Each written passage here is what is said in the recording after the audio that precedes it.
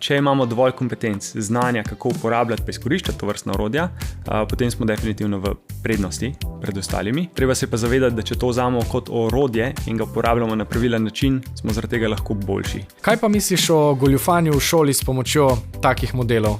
Jasno je, da verjetno seminarske bodo v 90% nastale s pomočjo tovrstnih orodij. Zame je pa ključen element v tem primeru ustni zagovor in pa kritično razmišljanje. Se pravi, kaj je deepfake, so ponaredki? In naše fotografije, naš zvok, vse, kar uporabljamo, tudi podcast na koncu koncev, in lahko to izrabi za neko situacijo, ki jo ustvari, ki ne obstaja, zato da bi prišel pa se okoristil na moj račun.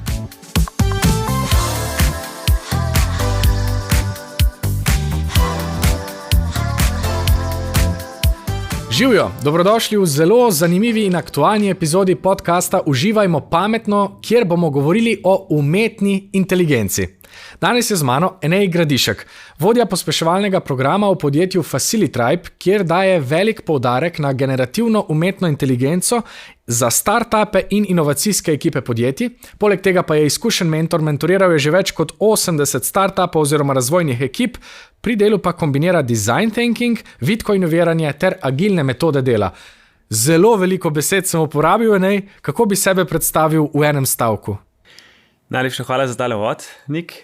Sebe bi predstavil zelo na kratko, mogoče, da sem pospeševalec poslovnih procesov, pomagam ekipam, da na nek način postanejo boljše in pa delajo hitreje oziroma bolj učinkovito. Zelo me zanima, kje v igro tu nastopi oziroma vstopi umetna inteligenca, do tega bova prišla. Dajva pa za začetek sploh povedati, o čem govorimo, ko govorimo o umetni inteligenci. V bistvu zelo iskreno je treba povedati, da umetna inteligenca nasplošno ni prava inteligenca, ampak gre na nek način za navidezno inteligenco. Smo trenutno v območju zaprtega prostora, če lahko rečem, kjer se pač umetna inteligenca obnaša na način, ki je zelo kontroliran. V bistvu gre za na nek način matematične funkcije, ki se med sabo pač preračunavajo in potem interpretirajo. V angleščini je to sicer kratica za ANI, Artificial Narrow Intelligence. To pomeni, da v bistvu je ozka umetna inteligenca. Čakamo pa, da bomo nekoč prišli v splošno, se pravi Artificial General Intelligence, oziroma to, kar smo navajeni iz, kako ne rečem, mogoče Robocopa ali pa ostalih znanstveno-fantastičnih filmov v ASI, se pravi je pa Artificial Super Intelligence, se pravi super inteligenca, kjer pa presega zmožnosti človeka. Ampak trenutno, da pomiriva vse, smo v omejenem območju delovanja umetne inteligence. A bi lahko rekli, da je danes, da so ti modeli, ki jih uporabljamo, imitacija, recimo jezika? Ja, definitivno. Če grem še korak nazaj, se pravi umetna inteligenca oziroma navidezna umetna inteligenca je na nek način tehnologija, ki stroje, mašine naredi pametnejše, da lahko nadomestijo v navednicah človeka. Se pravi, da človek, ki opravlja neke naloge, neke stvari, da v bistvu stroj naredi te zadeve namesto njega. Tako kot imamo zdaj, se pravi, velike jezikovne modele, delajo podobne besedila kot človek na podlagi vseh podatkov, ki jih imamo. Pa to je zdaj sicer moja razlaga, ni pa čisto po definiciji. Ja, podobna besedila, to si dobro rekel, ker ja, včasih so ta besedila ustrezna, včasih popolnoma neustrezna. Omenil si besedo generativna umetna inteligenca, dajva še to razčistiti, da imamo vse razjasnjeno in se potem lahko spustiva v akcijo. Kaj pa je to? V bistvu umetna inteligenca je široko področje, Generativna umetna inteligenca je pa samo, da zelo jasno rečemo, da je to inteligenca, ki ustvarja oziroma generira. Se pravi, generiranje fotografij, besedil, video vsebin, zvočnih vsebin, to je v bistvu vse generativna umetna inteligenca, medtem ko umetna inteligenca AI, na splošno oziroma v slovenščini UI, je pa res široko področje, v katerem zadeva deluje vse od robotike do ostalih področjih, samovozečih avtomobilov, sesalnikov, ki jih imamo mogoče doma, pa delajo, se pravi, upravljajo delo namesto nas ta trenutek. Midva bova danes potem največ časa posvetila generativni umetni inteligenci, ne? Tako, generativni umetni inteligenci oziroma velikim jezikovnim modelom na nek način, kamor spada tudi ChatGPT, Copilot, Gemini in pa ostala orodja. Super, a lahko zdaj pa kar našteješ, torej, kaj so najbolj pogosti modeli, najbolj pogosta orodja, ki jih uporabljamo, ko imamo v mislih generativno umetno inteligenco. Od zdaj naprej bom govoril samo umetno inteligenco, v redu. Zdaj vsi vemo, kje smo, pa o čem govorimo. Da ne govorimo o pametnih robotih, ki bodo prevzeli svet, ampak o modelih, ki ustvarjajo različne stvari, kot si povedal. O tovrstni tehnologiji, super. Mogoče sam še ena zadeva, če gremo za samo razumevanje za vse poslušalce. Se pravi, ta dežnik, pa če rečemo čebula, umetne inteligence, da lahko naši modeli, kot ChatGPT delujejo, potrebujemo najprej machine learning oziroma strojno učenje. To pomeni, da ljudje napišejo kodo, kako naj se stroj oziroma mašina obnaša. Da ta tehnologija pridobi na nek način neko pamet, potrebujemo drugi oziroma tretji nivo, potem deep learning oziroma globoko učenje. Tukaj noter so potem nevronske mreže, načini, kako se pravi matematika deluje, različne tehnike in znotraj tega spada potem generativna umetna inteligenca oziroma veliki jezikovni modeli. Zdaj to je samo zato pač dobro, da razumemo, da brez machine learninga oziroma strojnega učenja in pa globokega učenja tovrstnih tehnologij praktično ni na nek način. Pa še skozi analogijo, če imamo neke, recimo, robotski sesalnik, mu damo ukaz, kako naj se obnaša, se pravi, kako naj se giblje po našem prostoru. Če ga opremimo z globokim učenjem, se pravi, ima senzor in se, če premikamo v kuhinji stole, se pravi, se ne zaleti. Bi bilo pa super, ali pa mogoče slabo, čez par let, da ko boš prišel domov, te bo sesalec pozdravil, pa rekel, zdravo, živijo, kako si. To je pa še element, ko bi dal lahko znotraj, se pravi, velike jezikovne modele. Pa če odgovorim zdaj naprej, se pravi, kjera orodja trenutno obstajajo. Največji oziroma glavni ponudnik trenutno je OpenAI podjetje, ki je, se pravi, naredil model, ki se mu komercialno reče, se pravi ChatGPT. To lahko mogoče tudi kasneje razloživa, kaj pomeni kratica GPT. Potem imamo na drugi strani rivala oziroma ponudnika Microsofta, ki ima trenutno Copilot kot tržno ime, se pravi modela trenutno na trgu na voljo. Je pa zadeva takšna, da Copilot na nek način dela oziroma temelji na enaki tehnologiji kot OpenAI. Se pravi, uporablja isti model zadaj in deluje ta, jaz bom rekel, podobno, ne bom rekel enako, ker so malenkostne spremembe. Kot tretji največji rival potem je Google, kjer ima pač ponudnika Geminija. Lahko se dotaknemo tukaj še od Antropika Clauda. Claude je, se pravi, model iz Kanade. Smo ga pa dobili v nekje spomladi 24 tudi v Slovenijo. Tako da zadeva je res sposobna, zelo dobro deluje, sploh na področju programiranja oziroma na področju IT-ja je trenutno, jaz bi rekel, danes, številka 1 v samem programiranju, se pravi boljši kot ChatGPT in pa Gemini pa Copilot. Lahko mogoče omenimo še od Inflectiona Pi, Meta, Facebooka, je v Evropi oziroma danes je ni na voljo, se pravi, da bi lahko do nje dostopali. In pa ne nazadnje lahko omenimo še najbolj kontroverznega od X-a, oziroma od X-a Groka, se pravi, to pa od Muska.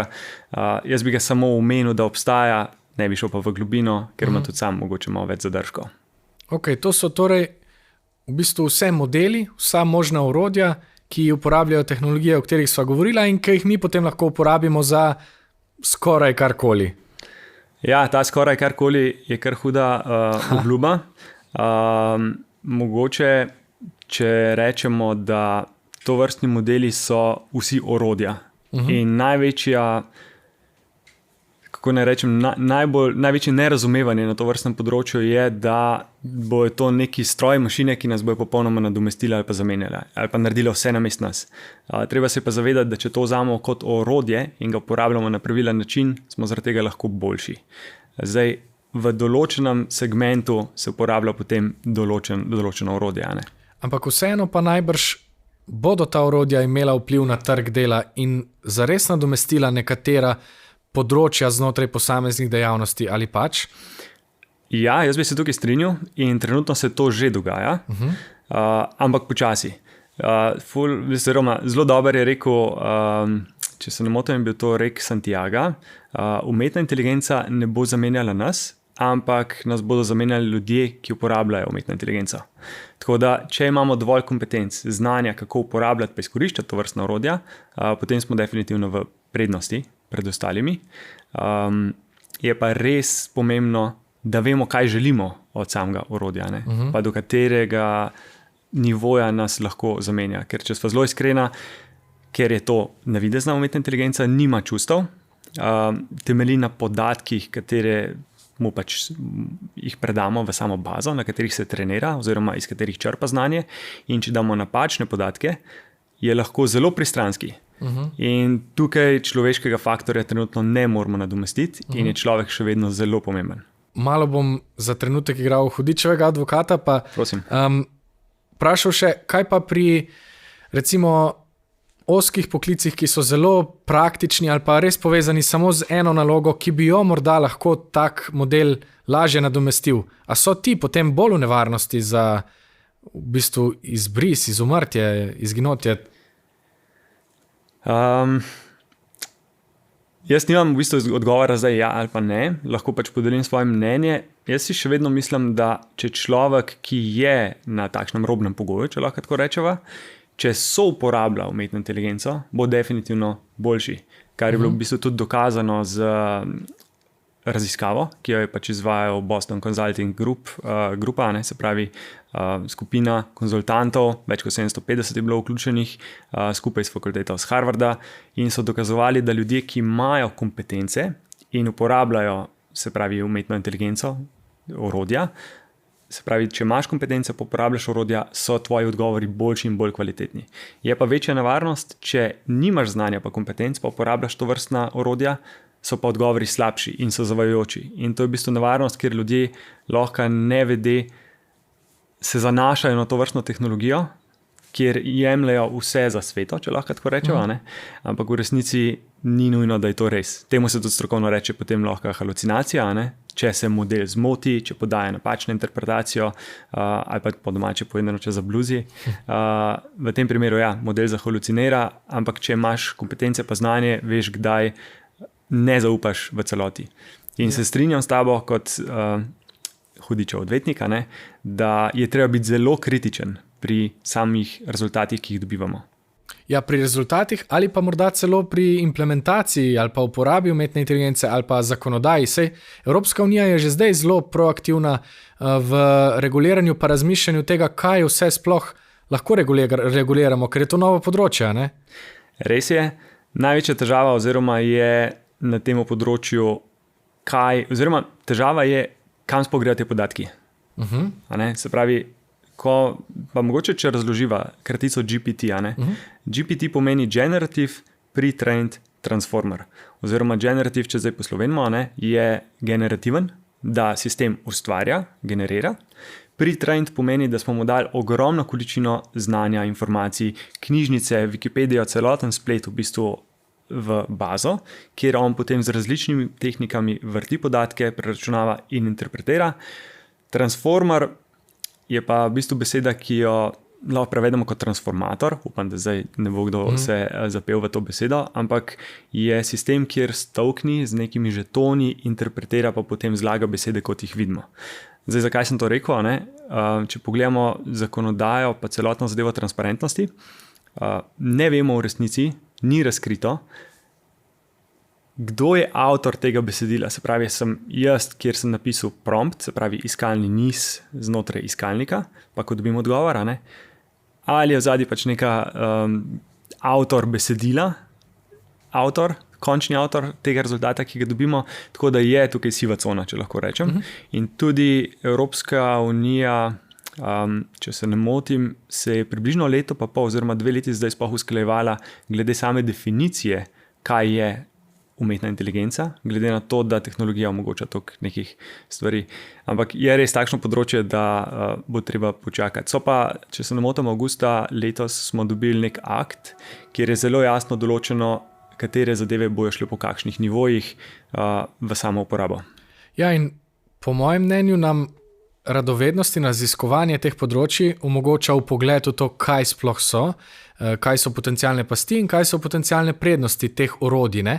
Ker ko si rekel orodja, sem takoj pomislil naprimer na program Photoshop, ki se je prvič pojavil, smo tudi pričakovali, to bo zdaj popolnoma spremenilo naprimer svet fotografije, grafičnega oblikovanja in ga tudi je, ampak vseeno na način, da mu je mogoče drugačen napredek ali pa drugačno delo, mogoče več prilagodljivosti in drugačne akcije, dejanja, ki jih prej nismo mogli početi na ta način, ali pa jih zdaj lahko dela vsak, ki pa jih včasih ni mogel.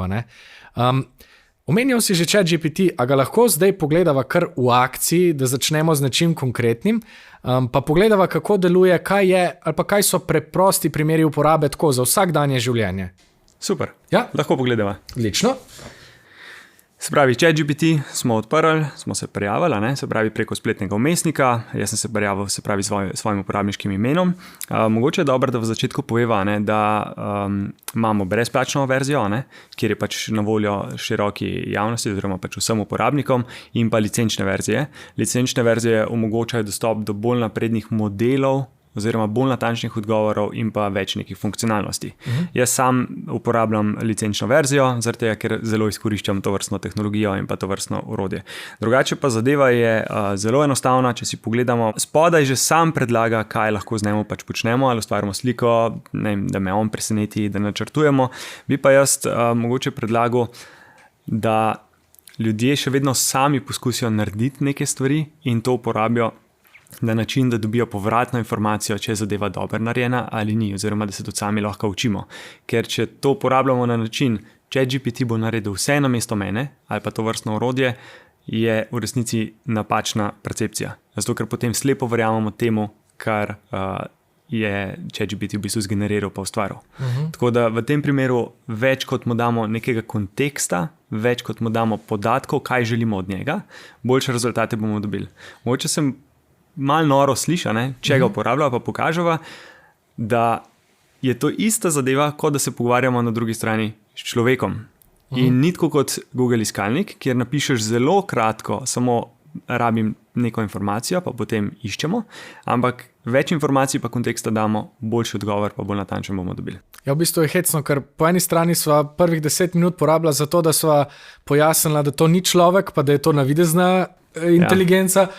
Zdaj pa v bistvu govoriš, da ne se z njim pogovarjam, kot da je neka vrsta oseba. Z njim, z njo, s to stvarjo, tudi glede jezika imamo še veliko nejasnosti.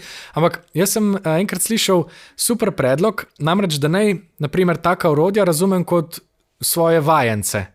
Kad da je to en vajenec, ki mi lahko pomaga, ampak vseeno moram jaz vedeti, kaj dela, pa kako delati z njima. Ni to vse mogočni rešitelj, ki bo zdaj prišel in naredil vso delo namesto mene. Res je, ja. Oziroma mogoče, ali pa tako kot mentor. Če si imel kdaj mentorja ali pa coacha, ali pa coach bi te v bistvu bolj spraševal pa usmeril, mentor ti pa v bistvu na nek način pomaga narediti pa ustvariti. In jaz ga jemljem tudi sam kot mentorja, tudi kot hudičega odvetnika. Naprimer, če naredim neko zadevo, ga prosim za brutalno iskrenost, a je ok ali ni, ne vzamem pa vedno vsega ven. Ampak vzamem tiste zadeve, ki se mi zdijo pač vredne. Je pa tako, da še vedno ni vse zavarita, ker je prelepo, da je res.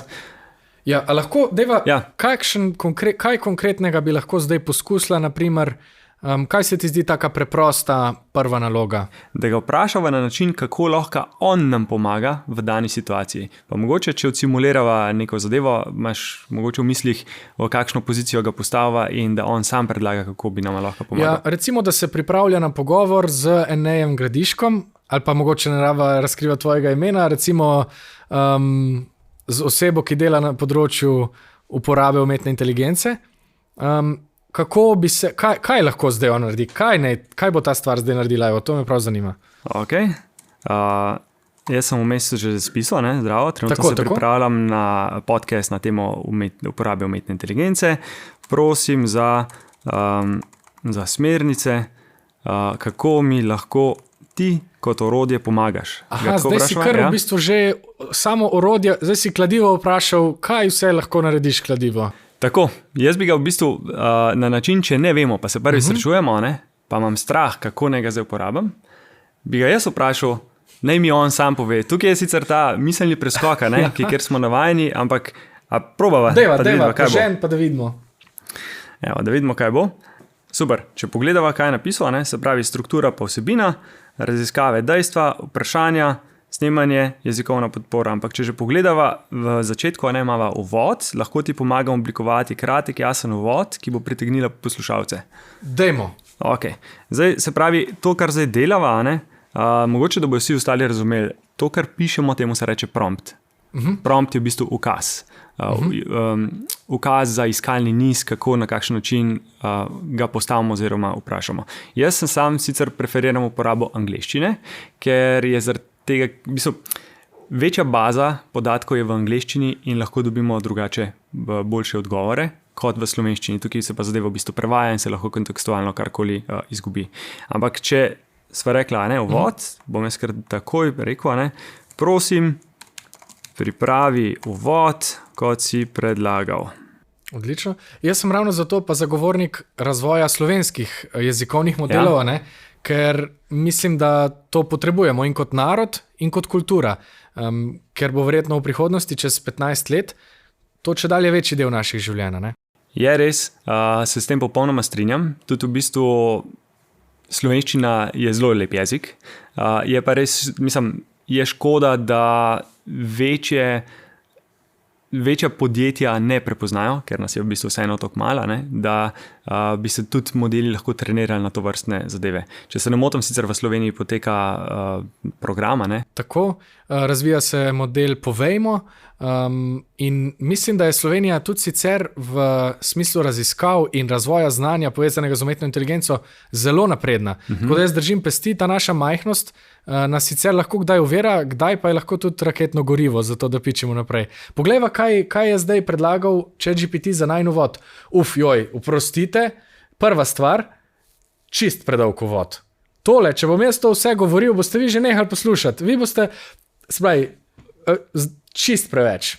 Čist preveč? Ja. Kar lahko narediva je, da mu enostavno samo rečeva, čist preveč. Uvod je popolnoma predolg. Kar tako boš. Tako, direktno, brez filtra, če lahko rečemo. Prosim, skrajšaj. Pa mogoče, če se sprašujejo zdaj poslušalci, zakaj hvala, zakaj prosim. Jaz sem sicer ne zaradi tega, da če pride do, da bi stroji pa zauzeli sveta, da bojo rekli, je ne, pa takrat zelo lepo govoril, ampak na nek način lepa beseda lepo mesto najde. In na podlagi treniranih podatkov, zdaj to je moja teza, jaz sem ugotovil, da v resnici so boljši odgovori, če lepše z njemu govorim in se zahvaljujem. Okay, ne vem, kakšne izkušnje imajo ostali poslušalci, ampak meni se je zadeva obnesla. Se pravi, prosim, skrajšaj. Pozdravljeni, evo. Zdaj vidimo, pa če bo. Nastaja. Ja, no to je pa že praktično skoraj uvod, kot sem ga povedal prej. Super, zdaj lahko še eno stvar narediva kot trik. Zadeva mogoče zveni robotsko, oziroma se vidi, da ni tiste človeške note. Jaz bom zdaj zapisal to v angleščini. Če mu napišemo humanize it, oziroma naredi ga bolj humanega, se pravi bolj človeškega, bo spremenil in bi bil zapis lahko boljši.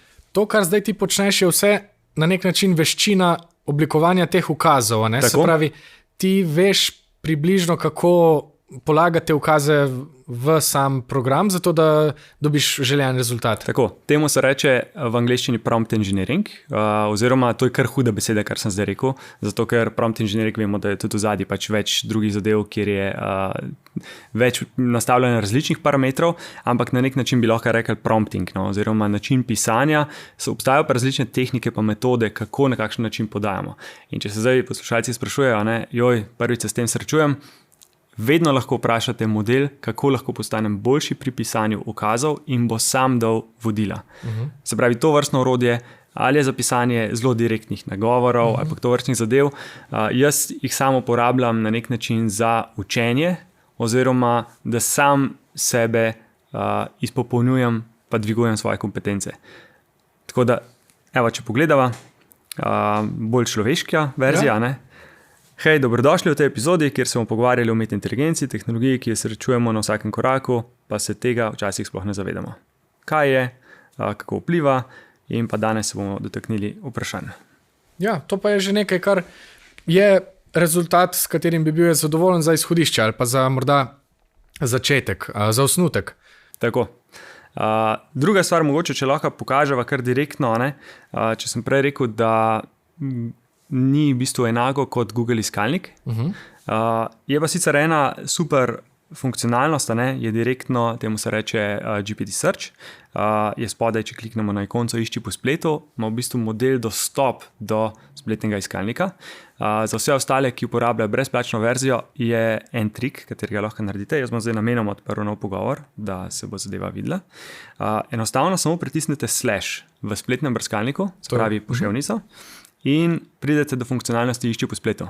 Se pravi, v aplikaciji na telefonu zadeva ne bo delovala, če greste pa na telefonu preko spletnega brskalnika, je ta zadeva možna. In če damo zdaj išči po spletu, je enostavno pač zadevo samo vklopilo. Napišemo zdaj, mogoče kakšno je danes vreme. Danes vreme in bomo, nismo dali zdaj še kraja. Očitno ve, da smo v Ljubljani. In vidimo, da je potegnil podatke iz Arsa, se pravi, to, kar se danes dogaja, in spodaj tudi vidimo, da je iz Accuweatherja sočasno iz različnih virov črpal podatke. Tako da lahko na nek način ga uporabljamo tudi kot Google na steroidih, če lahko tako rečemo. In pa moja teza je, da se bo sam iskalnik oziroma način iskanja, ki ga danes uporabljamo, močno spremenil v prihodnosti. Ja, to je spet zelo zanimivo vprašanje za naprimer medije, za vse, ki imajo na svojih spletnih straneh vsebine, ne? Kaj se zdaj zgodi z avtorskimi pravicami, od koga je to, če vse ostane tu, kaj imam potem jaz, naprimer, če sem časopis in objavljam članke od tega, ne? ChatGPT se je tudi zapletel že s parimi resnimi mediji glede tega in spet mislim, da je to pomembno vprašanje, ki ga moramo nasloviti. Očitno pa je, da se takšnemu razvoju verjetno ne bomo mogli izogniti, ne? Ne, to je dejstvo, pa tudi zelo dober rek je, se pravi, Amerika inovira, Kitajska kopira, Evropa regulira. Ojoj, to prvič slišim. Razumem. Ampak jaz si mislim, da Amerika tudi zaradi tega pač ni toliko regulirala, ker so rekli, dajmo zadevo testirati, pa poskusiti. So se pa zdaj začeli dejansko pojavljati vprašanja in pa težave avtorskih pravic. Tudi jaz se strinjam, kar dam jaz javno objavljenih svojih člankov in če zdaj napišemo spiši besedilo po zgledu AI-ja na način, kot ga ima Nik, kdo je zdaj avtor ponovno, če se vračava na ta vprašanje od samega začetka, mora biti, tudi jaz sem zagovornik tega, mora biti zelo jasno določeno, ali se zadeva anonimizira, pa v bistvu ne moramo kopirati pa pisati kot AI oziroma kot Nik, ali pa enostavno podamo drugačen, popolnoma spremenjen odgovor znotraj modela. Ok, dajva za trenutek ChatGPT-u nekaj odmora. Kako pa naj mi kot recimo ljudje, ki nimamo veliko izkušenj s tovrstnimi tehnologijami, na nje pripravimo svoje otroke? Zdaj smo midva govorila o lastni radovednosti, o lastnem raziskovanju, kar je gotovo super prvi korak. A recimo, da imam zdaj doma otroka, ki me sprašuje, kaj je ChatGPT, kaj je recimo Copilot ali pa Perplexity. Kako naj se tega lotim? Ja, moj glavni predlog oziroma nasvet bi bil, da super je, če se starši dobro izobrazijo oziroma pač pogledamo, kaj to vrstna tehnologija omogoča in probajo mogoče za mlajše otroke pripraviti zadevo skozi igro. Lahko se pokaže na način, da se reče ChatGPT-u ali pa ponovno, da se ga postavi v vlogo, da to orodje postavi vprašanje za kviz. Lahko to testirava, ponovno kasneje, na način, da otrok skozi igro spozna, da to vrstno orodje ve veliko, pomaga, da je neka nabor oziroma knjižnica informacij. Je pa tukaj treba zelo pomembno povedati, da otroci nimajo tako močno razvitega kritičnega razmišljanja, ampak da starši dajo zelo močen poudarek na tem, da ni vse za verjeti, kar je v bistvu napisano. In jaz ponovno, pač kot moja teza je, da se bo šolski sistem mogel zelo močno prilagoditi, tudi zaradi načina samega učenja. Ampak če bi bil starš in bi imel, 7-8 let starega otroka, bi si jaz mogoče dovolj uporabiti to vrstno tehnologijo, da bi se učil skupaj z otrokom, da bi bila hitrejša, boljša in da bi prišla do nekih boljših odgovorov. Ja, zanimivo. Tudi slovenska raziskovalka, ki deluje v Ameriki, Nina Beguš, je enkrat govorila o tem, da morda bomo čez 50 let, zdaj se ne spomnim natančno njenih besed, ampak to je bila poanta, govorili o tem, da si ne bomo predstavljali pisanja brez takih modelov, tako kot si danes ne predstavljamo pisanja brez urejevalnikov besedil, naprimer, ne? In to je bila zame kar zanimiva drugačna miselnost. In seveda bo to najbrž močno vplivalo na šolski sistem, bo moralo vplivati, ne? Sicer se lahko izgubimo. Kaj pa misliš o goljufanju v šoli s pomočjo takih modelov? Jaz drugače predavam na akademiji. Mislim, da bo še ko jaz tudi drugače goljufam v šoli. Ne, oprosti, prekinil sem te. Ne, vse ok. Se pravi, tudi predavam na Akademiji za multimedijo, prve letnike. Sem nosilec predmeta in jaz vsem študentom zelo jasno razložim v prvi uri, kako na kakšen način ne uporabljajo to vrstno orodje. Jasno je, da verjetno seminarske bodo v 90% nastale s pomočjo tovrstnih orodij. Aha, res, tako pogosto? Ker je v resnici seminarsko za narediti pri starejših, vemo, da nekdo vrže 3 vere skupaj, prosim za nalogo, je narejena. Ne? In se da tudi zaobideti sistem pregledovanja, se pravi plagiatorstva. Zame je pa ključen element v tem primeru, se pravi ustni zagovor in pa kritično razmišljanje. Ker vemo, da to, kar nekdo zdaj v sekundi dobi, pa dobi nek instanten odgovor, pa ga mogoče tudi sam dodela, moraš potem kritično znati ovrednotiti pa povedati. In zdi se mi, da bo na tej točki to nek ključen prelom, kjer je potem miselnost pa človek neizogiben. Ja. Pogovarjal sem se z učiteljico slovenščine, ki mi je poročala o tem, kako so pisali obnove, recimo Martina Krpana, ne vem, česa še vse, celo Povodnega moža. In je bilo očitno, da so bile napisane z takimi modeli, ker so govorile o čisto tretjih stvareh, ker je po tem modelu začelo dogajati in je stvari odpeljal po svoje in je zelo hitro prepoznala to vrstno goljufanje. Ni pa to nujno, lahko pa se takšni poskusi tudi skrijejo ali pa zamaskirajo. Ja, lahko se zamaskirajo, definitivno, ampak še enkrat na koncu je kritičen razmislek, pa zagovor tega, da znaš povedati, kako si prišel do tega, zakaj misliš to tako ključnega pomena. Ne? Ker vemo, da papir vse prenese. To je tako kot mogoče Excel. Včasih je bilo računanje na roko veliko bolj težavno kot danes, ker vrš vse v narekovajih v Excela, ampak na koncu moraš znati interpretirati podatke.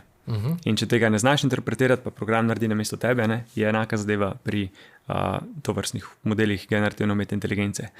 In pri starejših je to težava, se pa tudi pojavlja, da žal po liniji najmanjšega odpora potem slepo zaupajo rezultatom, ki jih podajo.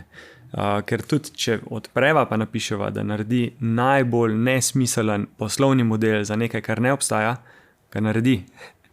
In sicer je super primer, ampak je nesmiselen že v osnovi. Tako da, jaz se sicer zelo veselim prihodnosti, kako bo pa verjetno kar nekaj izzivov. Ja, kaj so, preden greva pogledati še enkrat v prakso, kaj so sicer še glavna vprašanja, ki jih bomo morali odpirati? Omenil si že, ne vem, če je bil to tvoj izraz, nesledljivost, oziroma to, da ne znamo točno pojasniti, po kakšni poti pridajo ti modeli do odgovora, ali pa kaj vse so uporabili za to, da so ga naredili, sledljivost. Govorila sva o tem, da je potencialno velik razpon halucinacij oziroma lažnih informacij. Kaj so še take ključne stvari, na katere bomo morali biti pozorni?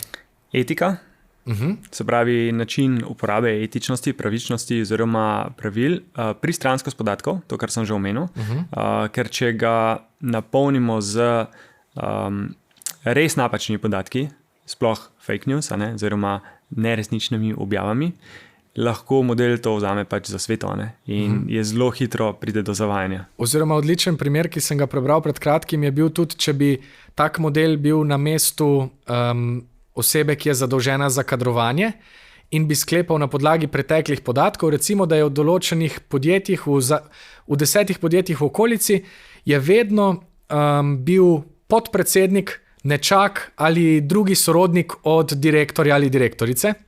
in zdaj ti modeli dobijo te podatke in rečejo, aha, torej podpredsedniki morajo biti v sorodu z direktorjem, ne? Sklepajo na podlagi napačnih podatkov. Je to pristranskost? To je pristranskost, tako. Ja. In tudi mogoče, v bistvu to je bil najboljši primer. No? Kaj še? Kaj so še pomembne dileme, vprašanja? Jaz bi tukaj rekel zlorabe v smislu deepfake-a. Deepfake je izraz v slovenščini, ga trenutno ne najdem, ampak ni globok ponaredek. Zanimivo je, da tudi slovenski jezik še nima, tako kot ko so prišli CD-ji, smo iskali to zgoščenko. Ampak danes pa je toliko novih stvari, da v bistvu moramo zelo aktivno iskati nove izraze in jih bomo našli. Se pravi, kaj je? Deepfake so ponaredki? Ponaredki, v bistvu težava je, ker mi nezavedno na spletu puščamo digitalne vtise. In naše fotografije, naš zvok, vse, kar uporabljamo, tudi podcast, konec koncev, lahko nekdo zelo učinkovito izrabi. In lahko to izrabi mojo barvo glasu ali pa ton glasu za neko situacijo, ki jo ustvari, ki ne obstaja, zato da bi prišel pa se okoristil na moj račun. In zdi se mi, da več, ko se bo o tem govorili kot pomembnosti, pa zavedanja, kaj vse puščamo za sabo, pa objavljamo na socialnih omrežjih, bolj bomo pozorni na to vrstne zadeve. Tako kot je mogoče, lahko omenim, pa lahko damo nekam v komentar, O2 je O2, se pravi britansko podjetje, je naredilo super babico, ne vem, če si ujel informacijo, ki se ukvarja ravno z nigerijskimi princi, če lahko tako rečem, oziroma skemerji. Skemer je tudi prevaranti, hvala. Na način, da ko prevarant pokliče na telefon, se v zadju vklopi umetna inteligenca in zadržuje prevaranta v nedogled. Tudi 1 uro, 2 ure, da on ne more poklicati pravih resničnih oseb. Aha. In je res takšen super primer, da lahko ti kot oseba prijaviš številko, ki je v bistvu prevaranta, in potem umetna inteligenca zadje pa zadržuje. Tako da se dogaja to vrstna zadeva, ampak se pravi, prevare so nekaj takšnega definitivno, kar je treba omeniti. Spet nam bo tu kritično mišljenje pa ozaveščanje pomagalo. Tako. A lahko zdaj skočiva nazaj na en virtualni peskovnik, pa morda preizkusiva še kakšno funkcionalnost, bodi si četa ali pa kak drug model. Veš, kaj me zanima? En gospod mi je zadnjič na eni proslavi, katere tema je bila umetna inteligenca, povedal, da se z enim modelom, sicer ne s četom, pogovarja in da ga prosi za protiargumente, recimo svojim tezam, ali pa da ga izziva, da ga preizkuša v svojem znanju. A bi lahko to pogledala morda v pogovornem načinu? Lahko, pa predlagam, da mogoče kar v ChatGPT-ju, glede na to, da je že odprt. Evo, samo da preklopim. Se pravi, v ChatGPT-ju vse, kar naredimo, je kliknemo glasovni način. Jaz bom sicer zdaj pozdravil v angleščini, bova potem predstavila oziroma preklopila tudi v slovenski jezik. Bova videla, kaj bo nastalo, zato ker je to vedno lepota to vrstne tehnologije, ker ne vemo, kako na kakšen način se bo obnašala.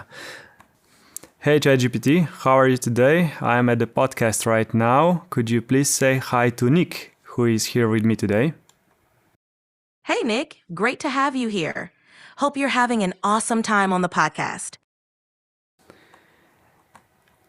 Sedaj bova pa preklopila v slovenski jezik. Lahko mogoče Niku poveš in pa ostalim poslušalcem, kaj vse lahko narediš za nas. Seveda, pozdravljeni vsem poslušalkam in poslušalcem. Jaz sem ChatGPT, vaš digitalni pomočnik, vedno pripravljen pomagati z informacijami, nasveti in odgovori na vaša vprašanja. Lahko razpravljamo o najnovejših tehnologijah, učenju novih veščin ali pa o tem, kako postati bolj učinkovit pri vsakodnevnih nalogah. Karkoli vas zanima, tukaj sem za vas. Jaz se učim švedsko, a misliš, da bi mi lahko ta stvar kaj pomagala? Lahko, definitivno, lahko poskusiva. Pa bom jaz, da bomo to razložiti, najprej, da bo razumel kontekst, pa da vidimo, kako bo odgovoril. Všeč mi je, da si zelo postopena. Nikoli se ne zaletiš kar v to, ampak vedno najprej pojasniš kontekst takemu modelu in potem nadaljuješ z potencialnimi zahtevami. Ne? Tako. To pa zaradi tega, ker ponovna analogija, tudi ko srečamo nepoznanega človeka na cesti, ga kar ne napadamo, ampak mu damo kontekst, da on razume, kaj želimo od njega. In je res obratna logika kot Google, kjer smo ga včasih kar napadali, pa rekli, da rabim to in to informacijo. Ne? Ko smo nekaj pisali, tukaj pa dejansko se moramo postaviti, da izhajamo iz sebe, kaj želimo dobiti, sporočiti, pa kaj pričakujemo od modela, da dobimo. Daj pa poskusiti. Okay, many thanks. I will switch to English once again. So, Nikki's from Sweden. I also know some Swedish words. Let's say God morgon. And could you please switch to Swedish? Absolut. Hej Nick, hur är läget? Och god morgon till alla andra också. Prosim, preveri me s kakšnimi osnovnimi besedami. Zastavi mi kakšne besede v švedščini ali pa kaj, nimam veliko pojma. Inga problem. Låt oss testa några vanliga fraser. Hur skulle du säga tack på svenska? Tak je hvala. Exakt. Tack betyder hvala på svenska. Bra jobbat. Vill du prova en till? Hur skulle du säga god morgon? To je dobro jutro. Precis. God In tako bi zdaj morgon. lahko nadaljevala. Tako, v bistvu tudi jaz sem se sam grščino učil na takšen način. Je pa tako, da lahko fonetiko zelo dobro treniramo. V bistvu je kot, spet v tujem jeziku, sparring partner. Oziroma v slovenščini je to lepše kot oseba, s katero treniraš oziroma se izpopolnjuješ. In zdaj se malo noro sliši, ampak jaz se včasih v avtu tudi po pol ure pogovarjam, ko se vozim. Se pravi, dam na prostoročno in se pogovarjam o različnih temah, kaj se dogaja, na nek način razvijaš debato, se poglabljaš v določene teme. Ampak a res, jaz tudi kdaj priznam, ampak imam včasih občutek, da je vseeno v nekaterih stvareh tak model omejen. Se pravi, da tudi recimo v ustvarjalni misli imam občutek, da je precej predvidljiv, da ni, torej da je malo bolj okoren. Ali to ni nujno tako? Je res, mogoče kdaj poskusi, da mu daš v samem začetku zelo jasna navodila, da naj bo brutalno iskren, brez mogoče filtrov, omejitev in pa da ne pričakuješ generalnih splošnih odgovorov. Da ga tudi na nek način modelu jasno daš vedeti, da želiš bolj eksaktne, bolj natančne informacije in se temu primerno tudi prilagodi. Seba popolnoma strinjam, so omejitve in kar mene pomerja je to, da z vsakim dnevom dobivamo novejše verzije in se modeli izpopolnjujejo. Mogoče še ta misel, današnja verzija umetne inteligence je najslabša verzija, ki jo kadarkoli uporabljamo. In v resnici, če je danes omejitev na neki točki, ni nujno, da bo tudi drug teden, ker se res eksponencialno zadeva razvija. Pa jaz imam še eno tezo, namreč, da so vseeno te stvari so že mrtve, torej so fiksirane. Ti modeli so stvar izpred 5-6 let, podobno kot lahko razmišljamo v knjigah, so bili narejeni, zdaj pa pač generirajo stvari.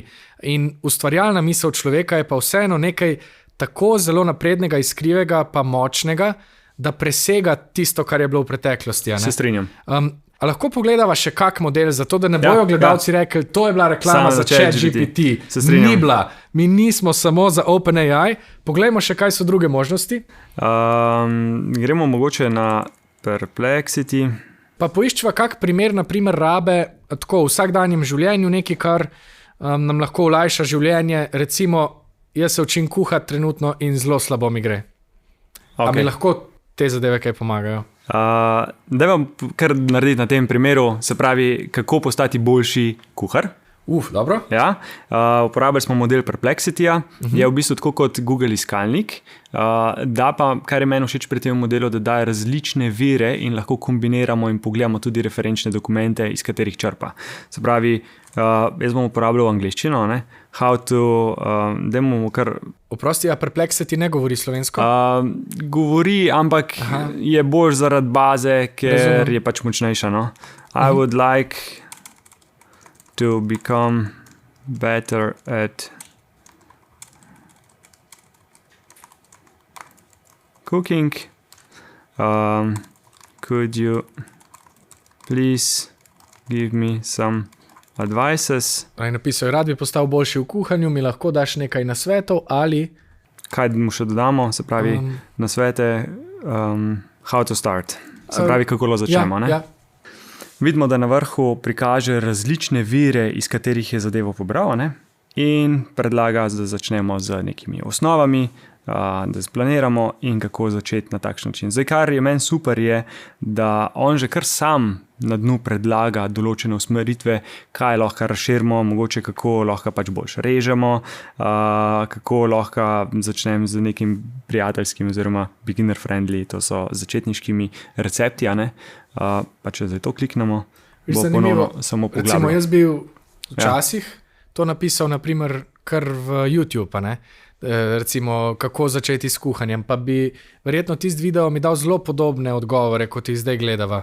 Tako, s tem, da tukaj je zadeva še bolj koncentrirana, to, kar na nek način se mi zdi, da ljudje rabimo pa iščemo, ne? Nimamo več, ne vzamemo si več časa za iskanje, ampak iščemo nek instant odgovor, saj zdi se mi, na način, kjer pa lahko to orodje zdaj izkoriščamo, je pa, da dobimo in je zadeva tudi podprta, ne? In zdaj, če je na primer tukaj nek primer, bom sam kliknil, ne?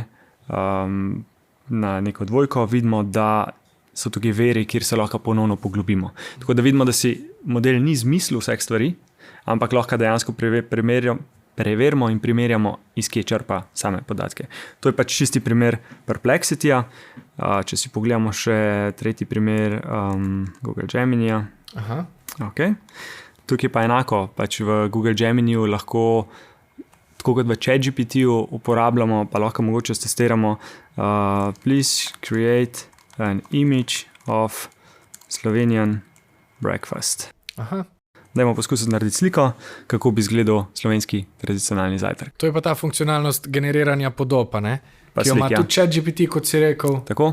Enako je tudi v Googlu, je pa tako, da sploh pri generiranju fotografij oziroma slik, jaz res predlagam, da vsi pišejo v angleščini, ker drugače bo se zadeva na nek način lahko zelo popači.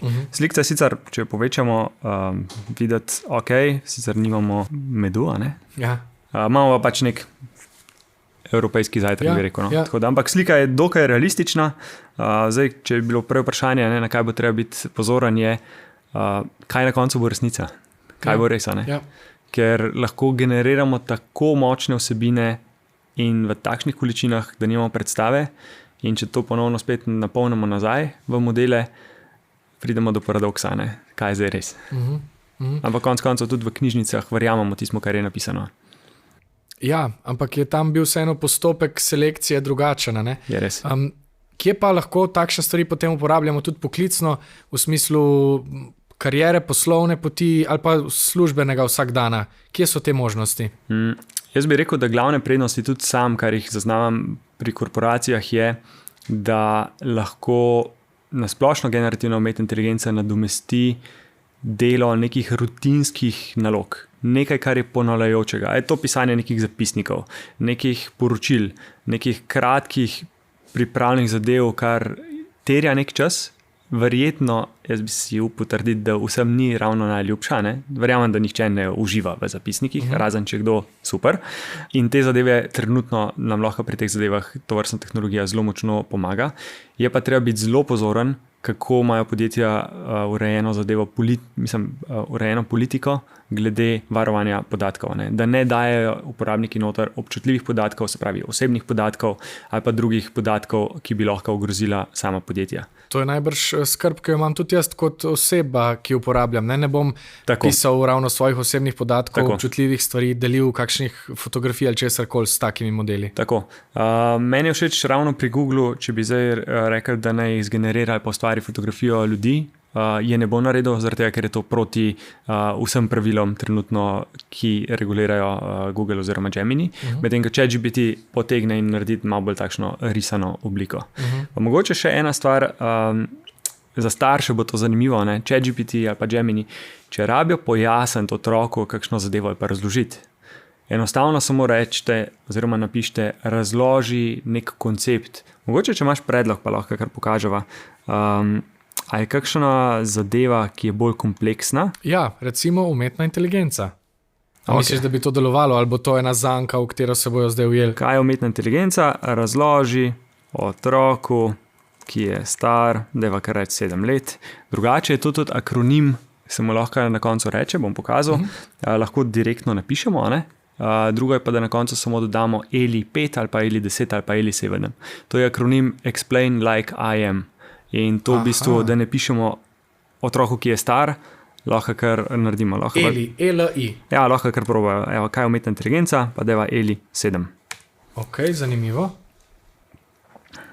Evo, umetna inteligenca je tehnologija, ki omogoča strojem, da mislijo, rešuje probleme. Primer za 7-letnika. Predstavljaj si robota, ki se uči prepoznati tvoje prijatelje, gleda slike in se spomni, kdo je kdo, podobno kot ti, ko si zapomniš obraze. To je moč umetne inteligence, da pomaga računalnikom postati pametnejši.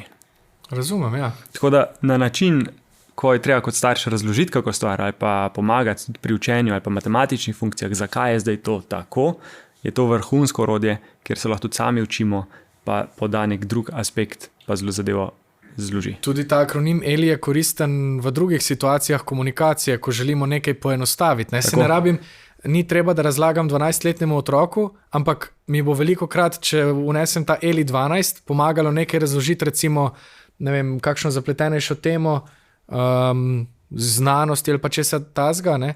Na bolj preprost način, ki ga bo razumelo več ljudi. Zanimivo, nisem poznal tega akronima. Dajmo še poskusiti nariši sliko, kot bi narisal otrok v vrtcu, ne? Se pravi, na podlagi tega, kaj je umetna inteligenca, kako bi to izgledalo, če bi narisal otrok in nazadnje, vsaj kar sem jaz poskušal, dejansko nariše z barvicami ali pa z voščenkami, tako da vidimo, evo. No, zelo pravilno za otroka, zelo lepe linije. Ja.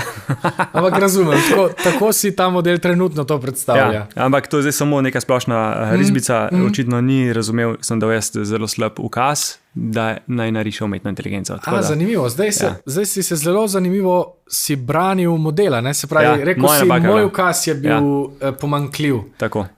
Ker sem enostavno dobesedno ni razumel konteksta za nazaj, pa uporabil sem tudi slovenščino in zato je takšna slika. To je zelo zanimiva miselnost, ker jaz, če si predstavljam sebe čez 40-50 let, se bo to zgodilo neko, to ni nič, to je brez veze in bi šel stran. Ti pa si rekel, ne, premisel, če lahko morda preoblikuješ ukaz, ne? Tako. In tukaj je res ta del miselnosti ključna, no? Za vse uporabnike, ne se ustrašati, čim več delite v iteracijah, se pravi ponavljajoče, da poskušate, dajte eksperimentirati, testirati. Praktično, kar gre lahko narobe, je, da slepo zaupate podatkom, ki jih poda, pa res uporabljate kritično razmišljanje. Ne? Tako, torej preveri potem stvari, ne slepo verjeti. Pa ves čas, tudi če se nam zdi, da morda se vrtimo v krogih, pa na koncu ne pridemo do rezultata, se v resnici učimo tehnologije, ne? Torej, učimo se, kako ta deluje. Jaz si pogosto s takim modelom pomagam, ko se učim igrati klavir, pa ne poznam še dobro akordov, imam vklopljen pogovorni način in pač, ko vidim tam recimo E-mol 7, pa nisem več prepričan, katera je 7. stopnja ali pa rabim 9, ga na hitro vprašam. In to zelo dobro pojasni in pove, hitreje, kot če bi jaz to napisal v telefon, preverjal, ali pa, če bi imel svoje zapiske, je tukaj prenos hiter in jaz lažje vadim naprej. To je recimo en tak konkreten način uporabe, ki sem ga jaz v svojem življenju kar ponotranil. Sicer pa je moj odnos s takimi modeli zelo ambivalenten. Včasih mi pomagajo, včasih pa priznam, se zataknemo, ampak mogoče tako, kot si zdaj rekel, je težava tudi v mojih ukazih. Pa mogoče samo za razumevanje vsem pisanje promptov oziroma ukazov, to, kar deluje v ChatGPT-ju, ni nujno, da bo delovalo v Copilotu in v Geminiju. Zato, ker so zadnji drugačne tehnike, drugačni modeli in dobro je pa, da razumemo zaradi tega, ker ponovadi, kar jaz opažam, ljudje rečejo, ChatGPT dela vrhunsko, Gemini ali pa Copilot pa ne. V bistvu je težava v nam, ker ne znamo na pravilen način postaviti prompta oziroma ukaza, da bi sistem nam podal boljši odgovor. In je težava v nas, ne v sami tehnologiji. Moramo najti način, kako v bistvu ali pa ga kar vprašamo, kako bi jaz od njega dobil najboljši odgovor in nam on v bistvu pove. Pa še za razumevanje, ta prompt, ki ga mi napišemo, je v bistvu viden nam. Zadaj pa tehnologija prompt še enkrat predrugači, da potem v nevronskih mrežah pa ostalih tehnologijah ta zadeva pač poda pravilno informacijo. Tako da se prompt vmes še spreminja, predno se zadeva interpretira. Zanimivo. Super, hvala za ta navdihujoč pogovor. Mene si naučil veliko novega. Upam, da sva tudi vam dala misliti. Če bi tole najno debato zaokrožil z eno zaključno mislijo, kako bi jo odtleskal? Moja misel bi bila, da se ne ustrašite same tehnologije, ampak da res uporabljate lastno empatijo oziroma svojo empatijo in pa kritično razmišljanje pri sami uporabi. Super. Podpišem. Hvala Enej za to debato. Hvala tudi vam. Če vam je bila zanimiva, jo delite s prijatelji, s prijateljicami in se slišimo v naslednji priliki. Čau!